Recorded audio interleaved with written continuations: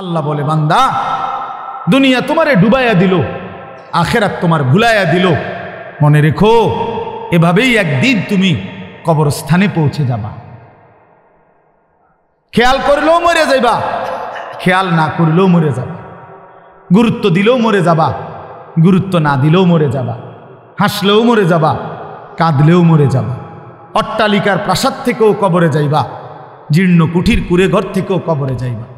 দুনিয়া জিতলেও মরে যাবা, দুনিয়া হারলেও মরে যাবে। এখানে জিতে যে সেও মরে যায়, এখানে হেরে যায় যে সেও কি মরে যায়। ভাইয়া মরে যায়। কাল্লা সাউফা তা'লামুন। আল্লাহ বলে, অবশ্যই কবরে আসলেই তুমি জানতে পারবা আমার নাফরমানির শাস্তি কি, আমার নাফরমানির শাস্তি কি। কারে জিজ্ঞাসা করে বিড়ি সিগারেট খাইছ? কারে জিজ্ঞাসা করে সুদ খাইছ? কারে জিজ্ঞাসা করে তোমার স্ত্রী বেপর্দা হইছে? কারে জিজ্ঞাসা করে তোমার ছেলে কোনোদিন নামাজ পড়ে না? 365 দিনে, খোদার একটা বছরে কোনোদিন মুসলমানের বাচ্চা 16 বছর 14 বছর একদিনও একটি বছর পূর্ণাঙ্গ কোনোদিন ফজরের নামাজ পড়ে না। এটা মানুষের বাচ্চা? এটা মুসলমানের বাচ্চা মিয়া? এটা সন্তানরে মানুষ করতে আসেন না ফাঁস করাইতেন আসেন? এক তো হলো সার্টিফিকেট নিতে আসেন, একটা মানুষ করতেছেন। যে কপালে সেজদা নাই সে তো মানুষ হয় না, সেজদাবিহীন মানুষ হয় না, A+ দিয়ে মানুষ হয় না। আখলাক দিয়ে, গোলামি দিয়ে, আল্লাহর আনুগত্যের মাধ্যমে মানুষ হয়। আল্লাহর আনুগত্যের মাধ্যমে। যে কপালে আনুগত্য নাই সে মানুষ হচ্ছে না, সে টাকা পয়সা রোজগার করার কিছু শিখতেছে আর কি, ভদ্রচিত কোনো উপার্জনের পন্থা করবে আর কি। আখলাক যেটা মানুষ, সেটা তো গোলামির মাধ্যমে হয়। যে মালিককে চেনে না, আল্লাহ কোরআনে বলছে, সোজা হিসাব একদম সরাসরি কোরআনের আয়াত। আল্লাহ বলছেন, কোরআনকে আপনারাও বলেন, ইংরেজি কোন আর বাংলায় কোন, শুদ্ধভাবে বলেন আর যেমনি বলেন, কোরআনের ব্যাপারে আপনাদের স্বীকৃতি এটা যে এটাই পূর্ণাঙ্গ জীবন বিধান, কমপ্লিট কোড অফ লাইফ। এটা পৃথিবীর সবচেয়ে নিখুঁত কিতাব, এটা আপনাদের কলিজার ভিতরও আছে। তো সেই কোরআনে বলছে 3 জিনিস যার মধ্যে নাই, কোরআনুল কারীমের তেলাওয়াত, 2 নাম্বার অন্তর গুনাহ থেকে পবিত্র করা, 3 নাম্বার কোরআন সুন্নাহর আলোকে জীবন গঠন। আল্লাহর কসম, আল্লাহ বলছে এই 3 জিনিস যার জীবনে নাই সে লাফি দালালিম মুবিন, সে সুস্পষ্ট গোমরা গোমরা গোমরা, পথভ্রষ্ট পথভ্রষ্ট পথভ্রষ্ট। এখন আমনে কোন মানুষ হয়েছে কেমন? আল্লাহর কোরআন মুসলমানের বাচ্চা হয়ে একটা লাইন কোরআন শরীফ সাইয়া সাইয়াও পড়তে পারে না, এতে মানুষ হইল কেমন? 365 দিনে এত বড় নাফরমান মুসলমানের ঘরে জন্ম নিয়া কোনোদিন ফজরের নামাজ পড়ে না, খোদার একটা বছর, এটা মানুষ হইল কেমন? এটা বাতে না খায়, এটা ঘুমে না যায়, এটা পেশাব পায়খানা না করে, এটা যৌন চাহিদা না পূরণ করে, এটা বেডিয়ে না চায়, নাটকে না চায়, মোবাইলে সারা রাত উলঙ্গ ছবি না দেখে, নাচে আর গায় আর ফুর্তি করে, এগুলো তো জানোয়ারেরও পূরণ হয়। জানোয়ারও তো খায়, জানোয়ারও তো ঘুমায়, জানোয়ারেও তো পেশাব পায়খানা করে, জানোয়ারেরও তো বাচ্চা কাচ্চা হয়। এই জন্য গরু ছাগলেরও তো বাচ্চা হয়, কুকুর বিড়ালেরও তো বাচ্চা হয়। মানুষ তো এটাকে বলে না বন্ধু, প্রিয় ভাই, এটাকে তো মানুষ বলে না। আল্লাহ তো বলছে পথভ্রষ্ট, আল্লাহ তো বলছে পথভ্রষ্ট। নবীজি বলছে আদ-দুনিয়া জিফা ওয়া তালিবুহা কিলাব। আল্লাহ রাসূল বলছেন সাল্লাল্লাহু আলাইহি সাল্লাম, দুনিয়া একটা পচা লাশ, শুধু দুনিয়ার পিছনে যে দৌড়ায় আখিরাত ভুলে যায়। আল্লাহর রাসূল বলছে ওইটা কুত্তা কুত্তা কুত্তা, এটা আল্লাহর রাসূল বলছেন। আপনি এবার কার লগে রাগ করবেন? এই মিয়া, কার লগে রাগ করবেন? কি পয়রা মাতবরি করেন? আল্লাহ চেনে না, হেতে পড়ছে বলে। কি জহির ভাই, কি পড়ছে বলে? মালিক চিনে না, যে 16 বছর পড়ার পরে বানানেওয়ালা চিনে না। তুই কি পড়লি বেটা? আরে না ফরমান, তুই কি পড়লি বেটা? তুই আমার লগে কথা কও বেটা, কি পড়লি তুই? তোর মা তোরে কি শিখাইলো? তোর বাপ তোরে কি শিখাইলো? তোরে আল্লাহ চিনাইলো না, তোরে সেজদা চিনাইলো না, তোরে গোলামে চিনাইলো না, তোরে হালাল হারাম চিনাইলো না, তোরে পাক নাফাক চিনাইলো না। কি গোড়ার ঘাস কাটলো বেটা? কি গোড়ার ঘাস কাটলো? ভাত খান তো যারা মূর্খ তারা কি সিরা খায়? কথা বলেন না কেন? যারা সিরা খায় 3 বেলা, এই যে ব কলম যারা টিপসই দেয়, তো কি সে আমনে দে ভাত খান, তার আশ্চর্যগীতা। আপনি বেশি কি অর্জন করলেন অতিরিক্ত বলেন? বিল্ডিং করছেন, মূর্খর বিল্ডিং নাই। কথা বলেন না কেন? বিয়া করছেন, মূর্খ মানুষে বিয়া করে না। নেতাগিরি করছেন, মূর্খ মানুষে নেতা নাই। হ্যাঁ, কয় ডর্জন দরকার? পেপার উল্টে ধরে বাস উল্টে গেছে। আমি এমন নেতাও দেখছি আমরা এলাকায়, পেপারের মধ্যে বাসের ছবি দিছে, তো পেপার উল্টে ধরে কয় ইন্নালিল্লাহ, বাসটা দিয়ে জাগাত উল্টে গেছে। বাস নিয়ে উল্টে গেছে না, তুই পেপার উল্টে দিস। ওই দেখেন এই ছেলে কি করে, দেখেন অপদার্থ জানেও না কি করে। মুসলমানের বাচ্চা নামায় দিছে এক কামে, মোবাইল চালাও চালাও, রাত নাই দিন নাই। কে তোমার মা, কে তোমার বাবা, কি তোমার ধর্ম, কে তোমারে বানাইলো, কেন বানাইলো, তিনি তোমার কাছে কি চান, কিচ্ছুর দরকার নেই। আমি আর আমার মোবাইল, খালাস। মোবাইল, নারী দেখো, ছবি দেখো, নাচ দেখো, নাটক দেখো, গেমস খেলো, কার্টুন দেখো, সারা পৃথিবীর মানুষের বিচিত্র মন্তব্য পড়ো, নিজের মন্তব্য বলো, কারোর লগে মোবাইলে তর্ক করো, কাজ্জা করো, কারোর লগে বিতর্ক করো।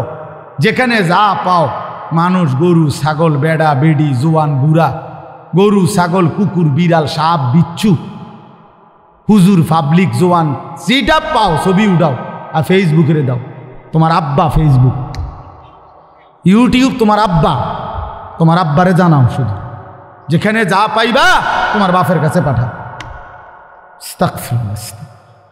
এ কি জিন্দিগি বাপ বলেন? এটা কি জীবনের শেষ কোথায়? প্রিয় ছেলেরা আমার, বলো ভাই, এর শেষ কোথায়? বন্ধু, এর শেষ কোথায়? আমার বয়স 43 বছর, শেষ 44 বছর শুরু। 1981 সালে আমি জন্মগ্রহণ করেছি অক্টোবর মাসে। আমার এই ছোট্ট জীবনে আমি টেলিগ্রাফ দেখছি, ডাকপিয়নের চিঠি দেখছি, ল্যান্ডফোনের টেলিফোন দেখছি, ব্যাপক ফিতাওয়ালা ক্যাসেট দেখছি, সিডি চ্যাপ্টা চ্যাপ্টা ক্যাসেট দেখছি। চ্যাপ্টা চ্যাপ্টা যে পাতলা পাতলা এগুলো ছিল, তো এগুলো আসেনি অঞ্জয়ের ভাই, এগুলোতে একটাও নাই, ওগুলোতে একটাও নাই বন্ধু। আমার মাত্র 40 বছরের ব্যবধানে এতগুলো প্রযুক্তি পৃথিবীতে যদি হারায়া যায়, আগামী 30 বছরের ব্যবধানে দেখবা এগুলোও নাই, এগুলোও নাই বন্ধু। ইউটিউবও নাই, ফেসবুকও নাই। কিন্তু তোমার যেই বদ আমল লাগিয়া গেছে তোমার লগে, এটা নিয়েই তুমি হাসরের ময়দানে দাঁড়াইতে। মোবাইলে না থাকবে না, কিন্তু তোমার নারী, ছবি, নর্তকী, জিনা ব্যভিচারের দৃশ্য, এগুলো শরীর থেকে, জীবন থেকে আলাদা করবা কেন? বলো ভাইয়া, রং তামাশার এই ফুর্তি আলাদা করবা কেমনে? পৃথিবীর এই প্রযুক্তি না পৃথিবীর মাটিতে থেকে যাবে, তা আমাকে তো আমার আমল নিয়ে হাসরের ময়দানে দাঁড়াইতে হবে, হবে না? কোরআন শরীফে আল্লাহ বলছেন, ওয়াজাদু মা আমিলু হাদিরা। আল্লাহ বলছে, বান্দা তোমার সমস্ত আমল তুমি তোমার সামনে দেখবে। মা আমিলু, সব, হাদিরা, উপস্থিত। আল্লাহর কসম, কোরআনে আল্লাহ বলছে, ইন্নাস সামআ ওয়াল বাসারা ওয়াল ফুআদা কুল্লু উলাইকা কানা আনহু মাসউলা। আল্লাহ বলে, বান্দা কানকেও আমি জিজ্ঞেস করব, কান বলো তুমি কি শুনেছ। চোখকে আমি জিজ্ঞেস করব, তুমি বলো কি দেখেছ। ওয়াল ফুআদা, অন্তরকেও আমি জিজ্ঞেস করব তোমাকে নিয়ে বান্দা আমার কি ভেবেছে। এজন্য আমাদের প্রত্যেকের দিলের ভিতরের যেই ভাবনা, ভালো মন্দ, আমরা নারীকে নিয়ে ছবি দেখে, নর্তকী দেখে, উলঙ্গ দৃশ্য দেখে, রাস্তার বেপর্দা নারী দেখে কত অসৎ কল্পনা, কত অসভ্য নোংরা কল্পনা করছি দিলের মধ্যে। আল্লাহর কসম, রব্বে কাবার কসম, হাসরের ময়দানে দিল সেগুলো আল্লাহর কাছে সবার সামনে বলে দিবে। দিল বলে দিবে, আমারটাও বলে দিবে, আপনারটাও বলে দিবে। ইয়াউমা তুবলাস সারাইর, আল্লাহ বলে সেদিন গোপন বিষয়গুলো প্রকাশ করবে। ওয়া হুসসিলা মা ফিস সুদূর, আল্লাহ বলেন অন্তরের বিষয়গুলো খুলে দেওয়া হবে। করি না বাংলা, অঙ্ক, ইংরেজি, পদার্থ, জীববিজ্ঞান, রসায়ন বিজ্ঞান, এটার বিরোধী না বন্ধু। মেডিকেল, ইঞ্জিনিয়ারিং কোনোটারই বিরোধী না, আল্লাহর কসম বিরোধী না। কিন্তু দুঃখ তো হলো এটা, তুমি আল্লাহ ভুলে গেলা কেন? দুনিয়ার জন্য তুমি এতগুলো পড়লা, তোমার বাপ তোমার এতগুলো পড়াইলা বন্ধু, কিন্তু তোমার কোরআন পড়াইলো না কেন? এটা কি বাংলা বইয়ের সমান মূল্যও নাই? এটা কি অঙ্ক বইয়ের সমান মূল্যও না? এটা কি পদার্থবিজ্ঞান বইয়ের সমান মূল্যও নাই? এটা কি ইংরেজি বইয়ের সমান মূল্যও নাই? এটা কি? হ্যাঁ কি রে ভাইয়া, এটার কি কোনো কদর নাই? এটা মুসলমানের কিতাব না, এটা ইমানদারের কিতাব না, এটা আল্লাহর পক্ষ থেকে না। পৃথিবীর বাকি সবগুলো বইয়ের সাথে এটার কি সমান মর্যাদাও নাই? কথা বলেন না কেন? সমান মর্যাদা। পৃথিবীর কোন বইয়ের সাথে এটা তুলনাযোগ্য? কোরআনের তথ্যের সাথে কোনটা আসবে কাছে? তাইলে সবার উপর, সবার উপর। তাহলে সর্বশ্রেষ্ঠ এলেম কোরআন থেকে বঞ্চিত করলেন কেন? কোরআন থেকে বঞ্চিত হলো কেন ভাইয়া? এই জন্য মনে রাখো প্রিয় ভাই, আমার দিল তো চায় অনেক বলা। আমার অনেক ঘনিষ্ঠ মাওলানা মুফাজ্জল ভাই মানে 60টা দৌড়ে ডেট নিছে আমার থেকে। এর কথা হলো এটা দিতেই হবো, যে কোনো একখান দিয়া। আমি কোনোভাবেই পাচ্ছিলাম না ডেট, কোনো খান দিয়া মিলানোর সুযোগ। আমার মূলত নোয়াপাড়া মাহফিল, এখন ওই পাসপোর্ট অফিসের কাছে। এখন আবার গিয়ে আমি ওখানে বয়ান করতে হবে। আমার মাদ্রাসার ইসলাহি মজলিস আজকে ছিল, ওইখানে শেষ করে মেহমানদেরকে খানাত বসাইয়া, বিশ্বাস করেন আমি কিছুই মুখে দেইনি। এরপরে আসছি ওইখানে, অনাগরে বলছি আমার আল্লাহর ওয়াস্তে মাফ করে দেন, আপনারা খান, আমি একটু যাইতে হবে। এই ওইখান থেকে দৌড়াই এখানে আসছি।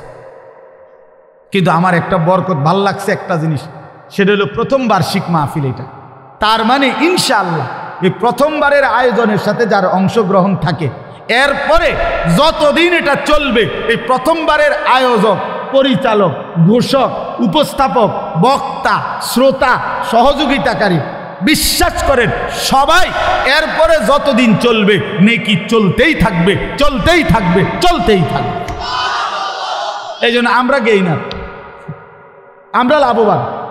আমরা যে প্রথমবারের বক্তা, প্রথমবারের শ্রোতা, প্রথমবারের সহযোগিতাকারী, প্রথমবারের উপস্থাপক, নূর আলম ভাই প্রথমবারের উপস্থাপক, সব মিলাই আমরা প্রথম।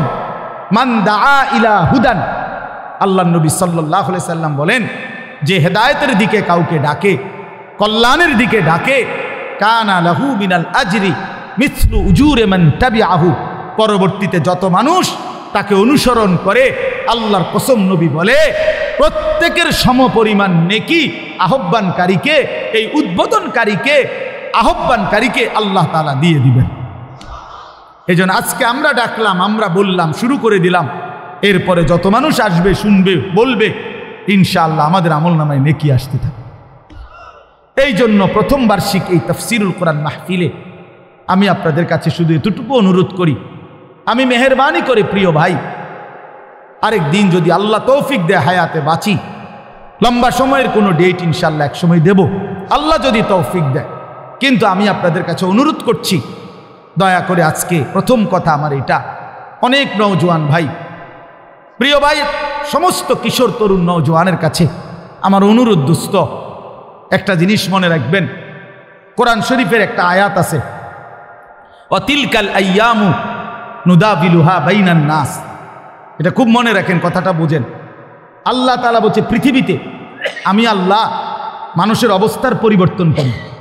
সবসময় এক অবস্থা থাকে না, হাসে তো কাঁদে, কাঁদে তো হাসে, এই রোদ তো বৃষ্টি, এই বৃষ্টি তো রোদ, এই আলো তো অন্ধকার, এই অন্ধকার তো আলো, ঠিক না?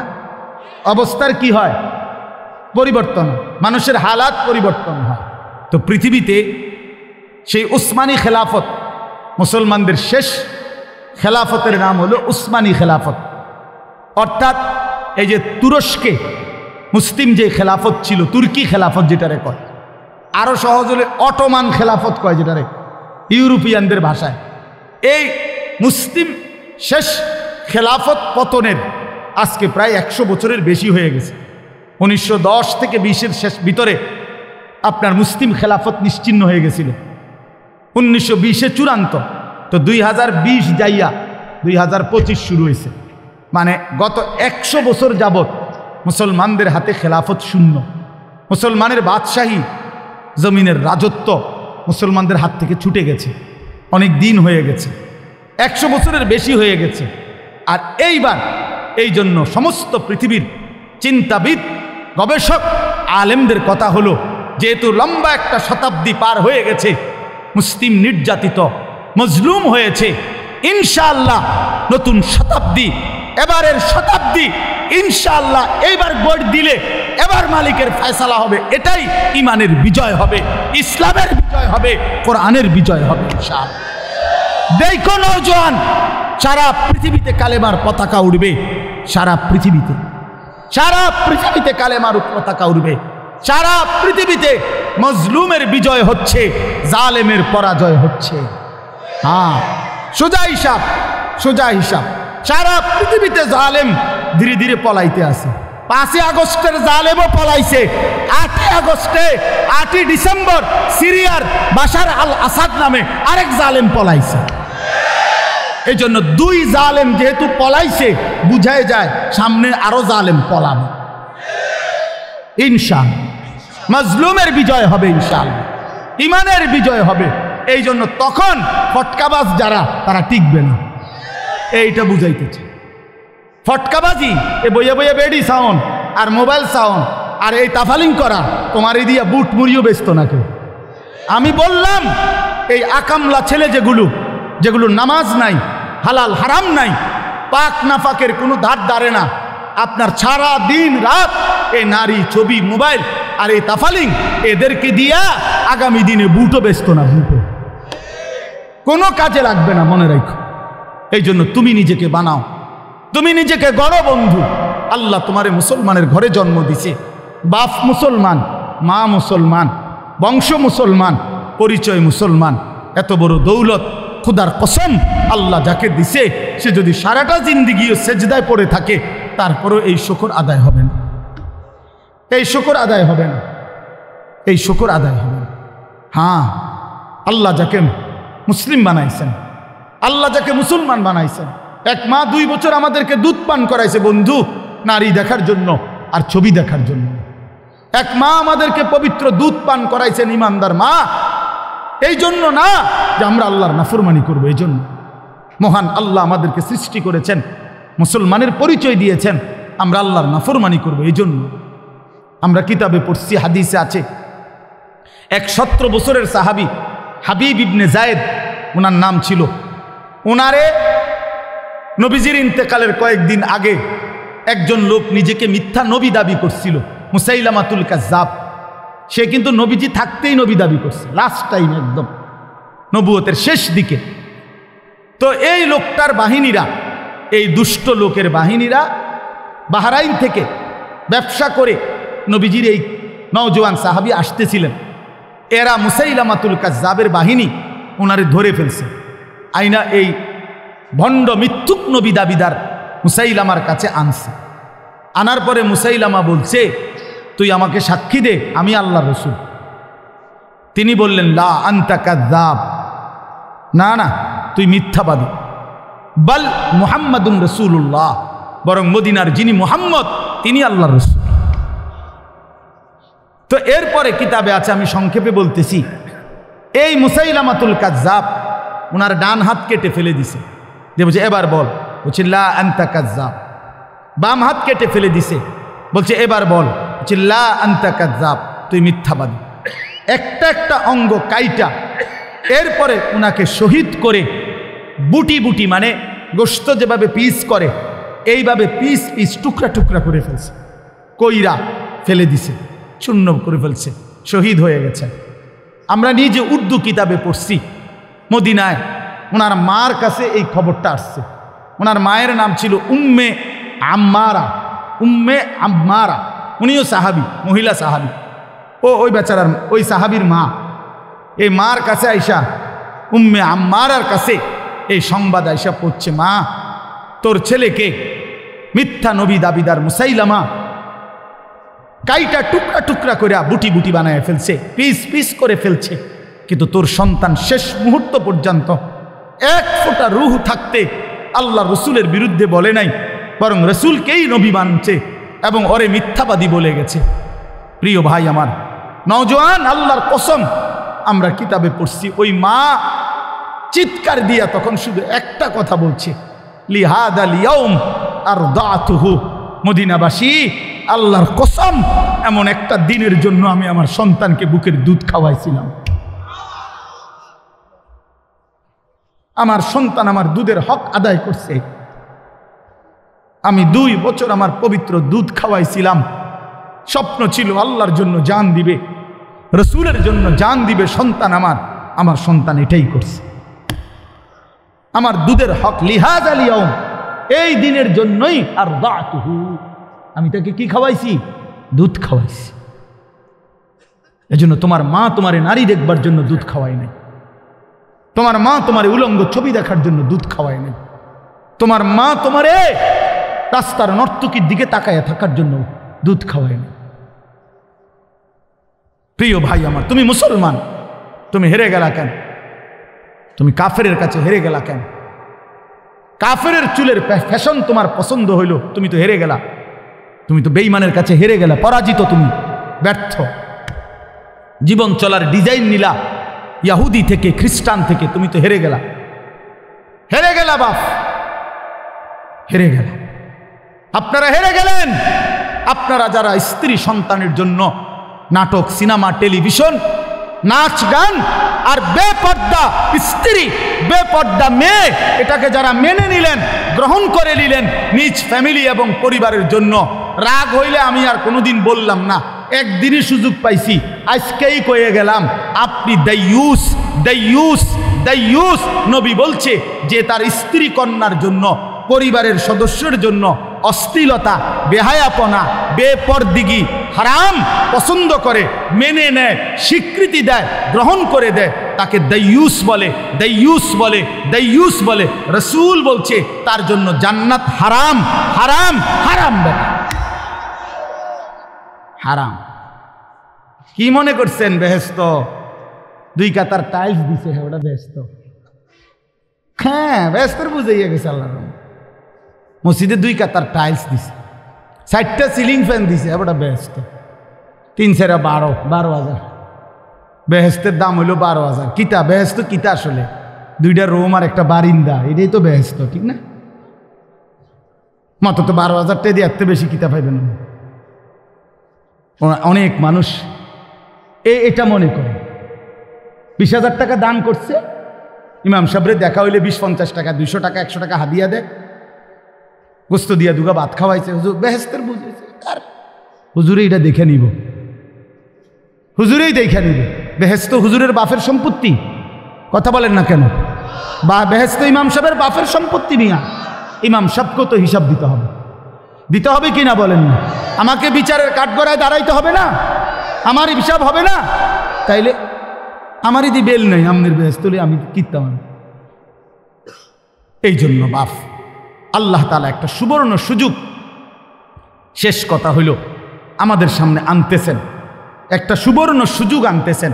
সেটাই বলতেছি, সেটা হলো মাহে রমজান।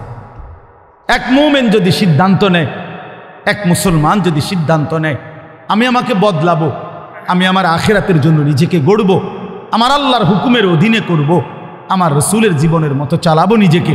আল্লাহর কসম, একটা বড় সুবর্ণ সুযোগ মাহে রমজান। মাহে রমজান আল্লাহ তাআলা এটা অফার দিয়ে রাখছে। এটা ইবাদতের মৌসুম। মাহে রমজান জান্নাত লাভের মৌসুম, আখিরাতের মৌসুম। প্রিয় ভাই আমার, বন্ধু আমার, সিজন চিনতে হয়, মৌসুম চিনতে হয়, মৌসুম চিনতে হয়। সিজন আলুর আপনি লাউ করলে হইতো না, কথা বুঝছেন না। সামনে রোজার ঈদ আপনি এনে গরু ছাগল বেচলে হইতো না, সিজন চিনতে হইব। আপনি মৌসুম কিসের? মৌসুম হইল কাপড় চোপড়, আপনি দিয়ে লইয়া বলছেন গরু ছাগল, কথা বুঝছেন না। সিজন চিনতে হয়, মৌসুম চিনতে হয়।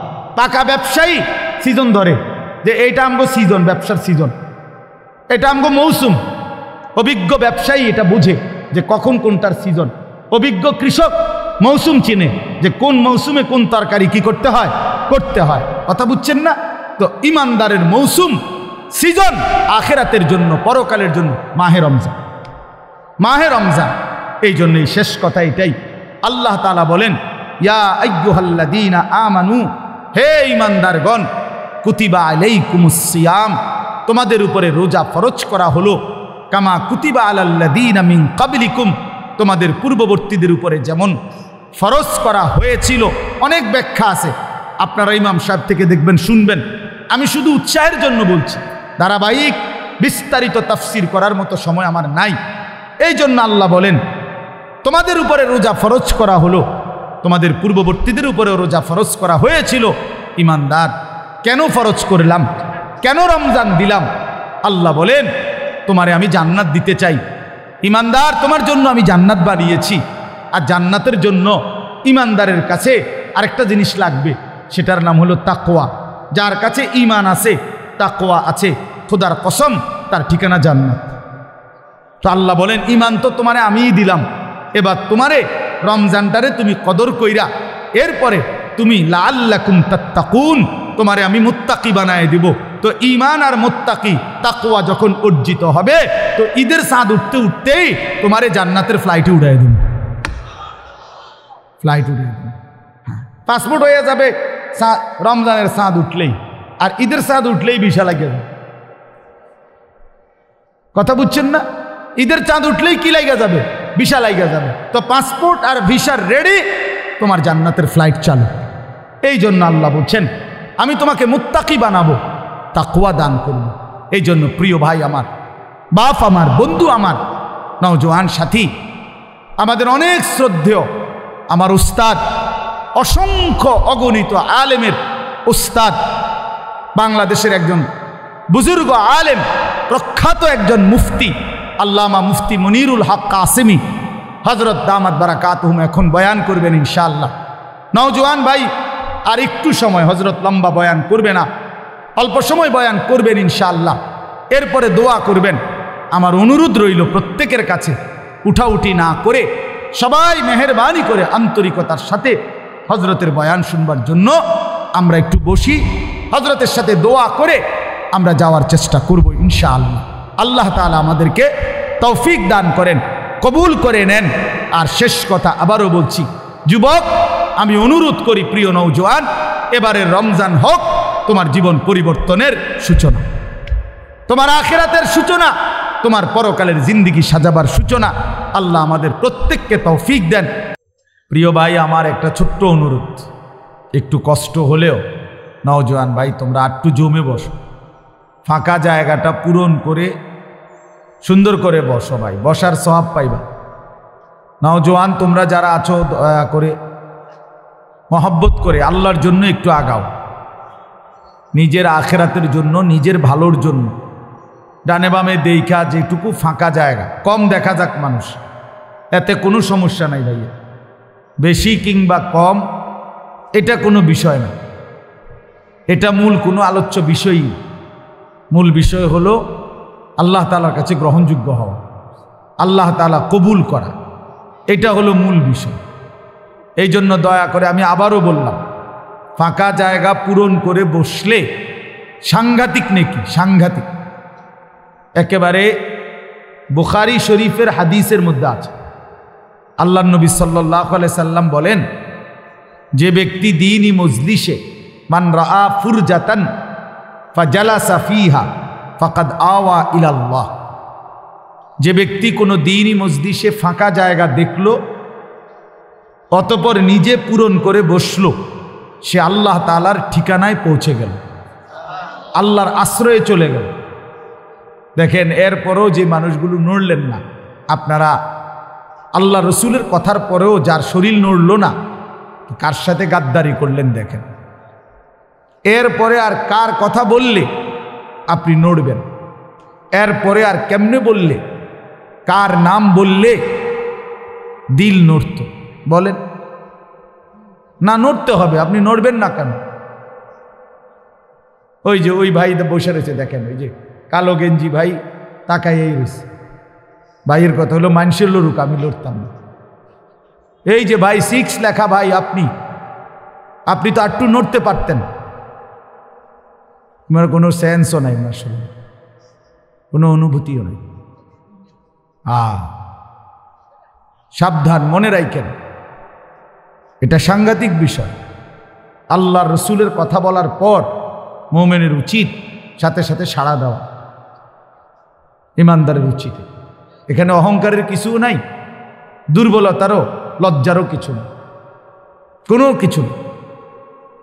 আমি মনে করেন 1 চুল নড়লাম, 1 ইঞ্চি নড়ছি, তা আমি আল্লাহ রসুলের কথার প্রতি মহব্বত দেখাইছি। কথা বুঝছেন? সাহাবায়ে কেরাম, আমরা স্পষ্ট হাদিসে পড়ছি, হযরত আব্দুল্লাহ ইবনে মাসউদ রাদিয়াল্লাহু তাআলা আনহু নবী সাল্লাল্লাহু আলাইহি সাল্লামের একজন বিখ্যাত সাহাবী ছিলেন, এবং ওনার সবচেয়ে বড় বৈশিষ্ট্য ছিল উনি ছিলেন রাসূলুল্লাহ সাল্লাল্লাহু আলাইহি সাল্লামের একবারে খাস খাদেমদের একজন। নবীজির জুতা মোবারক, নবীজির হাতের লাঠি, নবীজির আরামের বালিশ, এইগুলো, নবীজির মেসওয়াক, এগুলো উনি বহন করতেন, মানে উনি সাথে রাখতেন। তাহলে এগুলো যে রাখে, তো সেই সার্বক্ষণিক সঙ্গী না? নাহলে ওটাকে অন্য জানতেন কারোর কাছে থাকবে এটা? এরকম সাহিবুন নালাইন, নবীজির জুতা, লাঠি, মেসওয়াক, বালিশ, এগুলো রাখতেন তিনি। এই সাহাবী একদিন একটু দেরি হয়েছে নবীজির মজলিসে আসার জন্য। তো নবীজি এরকম উপস্থিত, সাহাবীদের মধ্যে কিছু লোক কয়েকজন দাঁড়াইয়া ছিল। তো নবী সাল্লাল্লাহু আলাইহি সাল্লাম বললেন, ইজলিসু, তোমরা বসে পড়ো। আল্লাহর কথা শুনবার মজলিসের এটাই আদব ভাই, বসে শোনা। সর্বযুগে এটা আদব। কোরআনের কথা শুনবার ক্ষেত্রে, আল্লাহ রসুলের কথা শুনবার ক্ষেত্রে এই বসে শোনা, জুতা খুলে, এটা আদব। এটা কোরআন সুন্নাহ দ্বারা প্রমাণিত। তো নবীজি বললেন, তোমরা বসো। এই যে আমি ভাই আপনাদেরকেও বললাম, আপনারা বসেন, বসেন, আইসা বসেন। এই যে সামনের এই কয়েক ভাই বসে, যান গা, আমনে যান গা ভাই, যান গা। সবাই বসা জরুরি না, যে একজন চলে গেল সমস্যা নেই।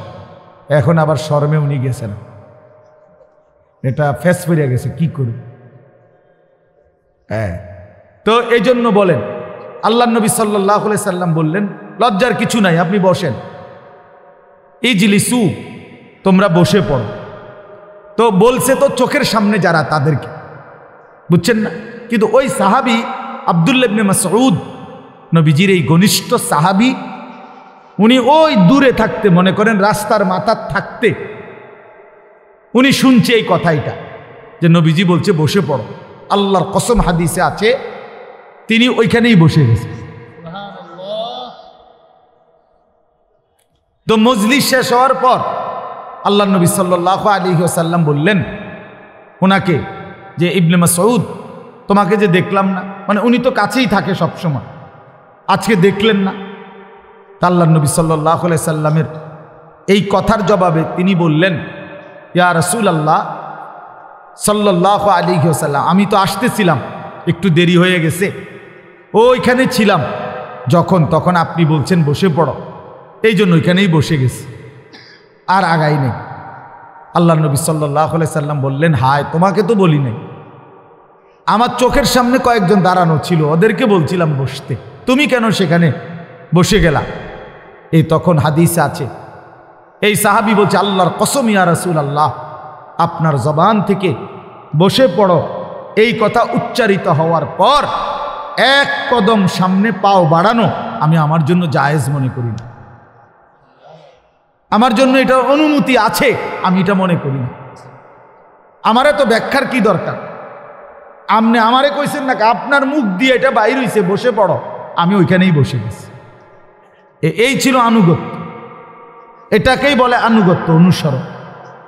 রাসূলুল্লাহ সাল্লাল্লাহু আলাইহি সাল্লামের কথা বিনা প্রশ্নে মেনে নাও, বিনা প্রশ্নে মেনে, বিনা এসকালে আপত্তি ছাড়া মেনে নেওয়া।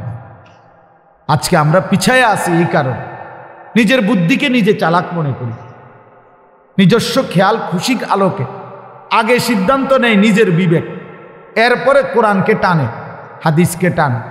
আগে আমার ফয়সালা হলো এইটা হইতে হইব, এবার কোরআন শরীফে কোনো দলিল আছে কিনা, হাদিসে কোনো দলিল আছে কিনা। আগে হইল বিজ্ঞানসম্মত হইতে হইব, এরপরে কোরআনকে পরীক্ষা করে, তো এবারে বলে যে এটা বিজ্ঞানের সাথে মিলছে। না বেটা, বিজ্ঞানের সাথে কোরআন মিলবে কেন? কোরআনের সাথে না বিজ্ঞান মিলবে? কথা বোঝেন নাই আপনার? কোরআনের সাথে না বিজ্ঞান মিলবে? বিজ্ঞানের সাথে কোরআন মিলবার কি দরকার? কোরআন তো এমনিতেই ওয়াহি, এটা তো আসমানের রব্বে করিমের, এটার সাথে মাখলুকের বিবেক বুদ্ধি গবেষণা সে যেটাই হোক, এইটার সাথে এটা মিলানো, এটা কেমনে ইনসাফ হল? বান্দার কথার সাথে আল্লাহর কথাকে মিলানো, যে আল্লাহর কথা তখনই সঠিক হবে যখন বান্দার কথার সাথে মিলবে, এটা কি ঈমান থাকবে তখন? কথা বুঝেন নাই আপনি? তাহলে কথা এটা তখনই আমি মেনে নিব যখন এটা বিজ্ঞানসম্মত হবে। তার মানে আল্লাহর কথা আমি তখনই মানব যখন বান্দার কথার মতো হবে। কি ভাই, তখন ঈমান থাকবে তো? তো এটা বোঝা উচিত। কোরআন আপনার বিজ্ঞানের সাথে মিলছে না যুক্তির সাথে, সেটা দেখার বিষয় না। মিললে তো আলহামদুলিল্লাহ, না মিললে বুঝতে হবে কোরআনের তথ্য আমার আপনার আকল গবেষণারও ঊর্ধ্বে, গবেষণারও ঊর্ধ্বে। এই জন্য আমরা দয়া করে সব সময় থাক ভাই, সবাইকে অনুরোধ করলাম, এই যে কতটুকু শুনছেন, অর্থাৎ সব সময় এটা মনে রাখবেন, আল্লাহর কথা বললে, রাসূলুল্লাহ সাল্লাল্লাহু আলাইহি সাল্লামের কথা বললে সাথে সাথে অনুসরণ করা, এটা মুমিনের দান। একজন মহিলা সাহাবীকে নবীজি একটা বিয়ে ঠিক করছে ওনার জন্য, তো ছেলের ব্যাপারে ছেলে ঠিক করে ওই মহিলার ভাইকে নবীজি বলছে, তোমার বোনকে গিয়ে বলো যে আল্লাহর নবী সাল্লাল্লাহু আলাইহি সাল্লাম তিনি তোমার জন্য এই পাত্র ঠিক করছে, তোমার কোনো মতামত আছে কিনা? তো উনি বললেন, ওই মহিলা জয়নব রাদিয়াল্লাহু তাআলা আনহা, তিনি বললেন, ভাই আপনি রাসূল সাল্লাল্লাহু আলাইহি সাল্লামকে গিয়ে শুধু এতটুকু বলেন যে আমার যেই বংশ, ওই ছেলের বংশ আমার থেকে একটু নিচু, হয়তো ইতিপূর্বে কৃতদাস ছিল, অর্থাৎ উচ্চ বংশের না, সে আমার বংশের সাথে তো মানায় না, বিষয়টা যেন আরেকটু বিবেচনা করবে কিনা। একদূর শুধু কোয়া নামনে গিয়া হযরত আব্দুল্লাহ ইবনে জাহাশ, জয়নব বিনতে জাহাশের বোন, ভাই উনি আইসা বলছে, ইয়া রাসূলুল্লাহ আমার বোন বলছে বিষয়টা একটু বিবেচনা করতেন, যে ছেলেটার বংশ আর আমার বোন, আমাদের বংশ তো অনেক ব্যবধান, একটু ভাববেন কিনা আরেকবার। আল্লাহর কসম, কোরআন শরীফের আয়াত নাজিল হয়েছে, সাথে সাথে ওমা কানা লিমুমিনিন ওয়ালা মুমিনাতিন ইযা কাদাল্লাহু ওয়া রাসূলুহু আমরান আন ইয়াকুনা লাহুমুল খিয়ারাতু মিন আমরিহিম। আল্লাহ বলেন, কোনো মুমিন পুরুষ কিংবা কোনো মুমিন নারীর অনুমতি নাই আল্লাহ এবং তার রসুল কোনো সিদ্ধান্ত দেওয়ার পর নিজস্ব কোনো মতামত পেশ করার। সরাসরি কোরআন, ওমান ইয়াসিল্লাহ ওয়া রাসূলা ফাকাদ দাল্লা দালালাম মুবিনা। আল্লাহ এরপর পরে বলেন, শুনে নাও, আল্লাহ এবং রসুলের সিদ্ধান্তের বিরুদ্ধাচরণ যে করবে খোদার কসম আল্লাহ বলে সে সুস্পষ্ট গোমরাহ পথভ্রষ্ট হিসাবে গণ্য হবে। গোমরাহ, পথহারা, পথভ্রষ্ট, গোমরাহ। এই জন্য যার জীবনে আমি হই আর আপনি হন রাসূলুল্লাহ সাল্লাল্লাহু আলাইহি সাল্লামের সুন্নাত, তরিকা, নিয়ম, নীতি, চলন বলনের খেলাফ অন্য কিছু আপনার পছন্দ হয়েছে, আপনি মনে রাখেন আমার পছন্দ হলে আমি গুমরাহ, আমনের পছন্দ হলে আমনে গুমরাহ। শিক্ষিত ভুয়া কিসের শিক্ষিত বেটা? গোমরাহ বেটা।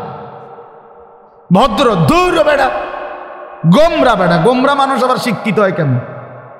যে পথ হারা সে শিক্ষিত হবে কেন? যে পথ ভ্রষ্ট সে শিক্ষিত হবে কিভাবে? সে ভদ্র হবে কিভাবে? ভদ্রতা বুঝি এই সমাজ নির্ধারণ করে। এই জন্য এটা মনে রাখা যায়। আল্লাহ পাক বলছে সে গোমরাহ, গোমরাহ, পথভ্রষ্ট। এই জন্য চেহারায়, সুরতে, চলনে বলনে, লেবাসে, পোশাকে, সর্বকিছুতে যারা আল্লাহ রসুল সাল্লাল্লাহু আলাইহি সাল্লামের সুন্নাতের প্রকাশ্য প্রতিনিয়ত বিরোধিতা করেন, নবীর তরিকা, নবীর নিয়ম নীতি প্রতিনিয়ত আপনি স্পষ্ট মনে রাখেন, লিখে রাখেন, আপনি পথভ্রষ্ট, গুমরাহ, গুমরাহ। এক তো হইল কমতি, যে আমি চেষ্টা করতেছি, ছুটে যাচ্ছে। এক তো হইল আমার ঘাটতি, আমি প্রতিদিন ফজরের নামাজ পড়ি, আজকে এক রাকাত পাইছি না। হ্যাঁ, হতেই পারে। আমি প্রতিদিন ফজরের নামাজ পড়ি, আজকে গিয়া জামাতটা পাইছি না, হতেই পারে। এটা তো একটা যে আমার অব্যাহত চেষ্টা আছে আল্লাহর হুকুম মানার, মাঝে মধ্যে ছুটে যায়। আরেকটা হলো ইচ্ছা করে ঠান্ডা মাথায় পরিকল্পিতভাবে বুঝে শুই না আমি আল্লাহ এবং তার রসুলের বিরোধিতা করছি, বিরোধিতা করছি। আপনাদের যাদের ঘরে প্রতিদিন রঙিন টেলিভিশন চলে, আপনাদের বউ বাচ্চা যাদের প্রতিদিন নাচ গান নর্তকীর ছবি দেখে, নাটক সিনেমা দেখে, আপনারা বুঝে শুনে সিদ্ধান্ত নিছেন, আপনারা ঠান্ডা মাথায় ফয়সালা নিছেন আমি আমার স্ত্রী সন্তানকে আল্লাহর নাফরমানির উপরেই চালাবো, তাই কেডা কি করতে পারে? তা আমনও লেখা রাখেন, আমনে তো মরে যাবেন, আমিও মরে যাবো। আপনি টের পাইবেন কবরে আল্লাহ কাকে বলে আর কবরের আযাব কাকে বলে। আপনারে নিষেধ করছে কে? নাচ গান থেকে, এটা আপনি টের পাইবেন প্রথম ফিডার লগেই, আপনি টের পাইয়া লাগবেন। ফেরেশতার প্রথম লাথিতেই আপনি টের পাইয়া লাইবেন আপনি কি জিনিস করছেন, কি জিনিস। এত সহজ মনে করেন খাইয়া পইরা শুধু দুনিয়া, এটা না শেষ। এটা হইলে আমরাও চেষ্টা করলাম, হইলে আমরাও যদি বুঝতাম খাইয়া পইরা কোন রকম দুনিয়াটা মিলাইতেই চলে, তাহলে সবাই আমরা নাইমা যাইতাম দুনিয়া।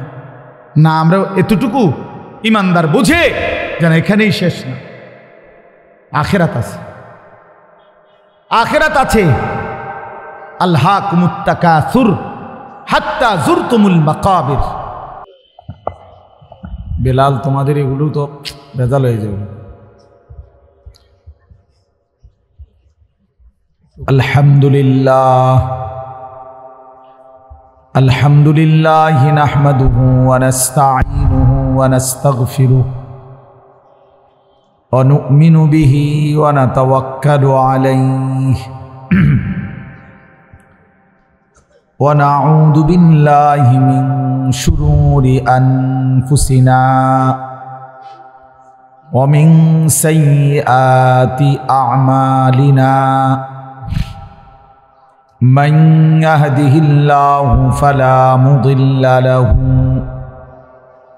ومن يضلله فلا هادي له ونشهد أن لا إله إلا الله وحده لا شريك له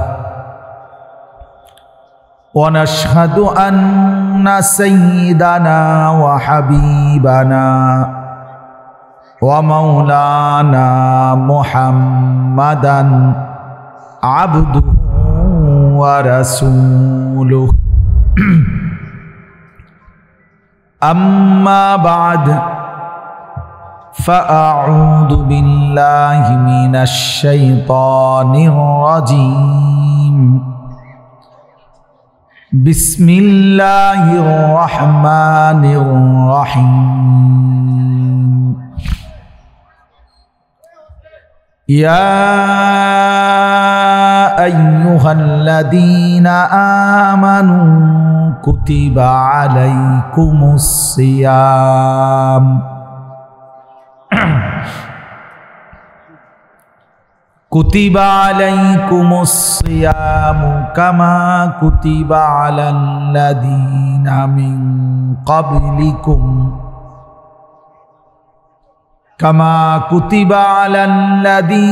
من قبلكم لعلكم تتقون